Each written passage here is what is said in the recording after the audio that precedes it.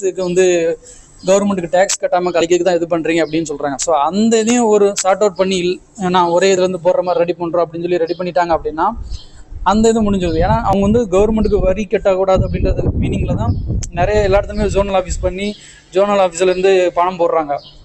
But அவங்க சொல்கிறேன்னு அப்படின்னா ஒரே அக்கௌண்ட்லேருந்து போட்டால் வித்ரா சீக்கிரமாக போட முடியாது அப்படிங்கிறாங்க. பட் ஆனால் அவங்க சொல்கிறது ஒரு பக்கம் இதாக இருந்தாலும் இன்னொரு பக்கம் பார்க்குறப்போ அவங்க ஒரே இதுலேருந்து பண்ணால் தான் டேக்ஸ் அதிகமாக கட்டுற மாதிரி இருக்கும். பட் ஆனால் கிட்டத்தட்ட 2 கோடி அப்படின்றப்ப கவர்மெண்ட்டுக்கு டேக்ஸ் கட்டுறப்ப ஒரு அமௌண்ட் வருமாப்பா. இப்போ நீங்கள் ஜோனல் ஆஃபீஸ் வந்து பண்ணுறப்ப அந்த அமௌண்ட் டேக்ஸ் வராதில்ல. ஸோ அவங்க கவர்மெண்ட் அதையும் பார்க்குறாங்க. ஸோ அது ஒரு அதை அவங்க என்ன பண்ணுவாங்க அப்படின்னு சொல்லி சேஞ்ச் பண்ணணும். அக்கௌண்ட் டீஸ்லாம் ஒரே இதாக மாற்றுறோம் அப்படின்ட்டாங்கன்னா அந்த பிரச்சனை சார்ட் அவுட் ஆகிடும். ஸோ இந்த மாதிரி 2-3 விஷயம் தான் இருக்குது. அந்த மெயினான இந்த 2-3 விஷயம் தான். அக்கௌண்ட் நம்பர் ஒரே அக்கௌண்ட் நம்பர் மாற்றுறது, அவங்களுக்கு சோர்ஸ் ஆஃப் இன்கம் எப்படி வர்றது, அப்புறம் இது யாரெல்லாம் இதில் சம்மந்தப்பட்டிருக்காங்க அந்த டீட்டெயில் எல்லாமே எங்கேருந்து இன்கம் வருது எல்லாம்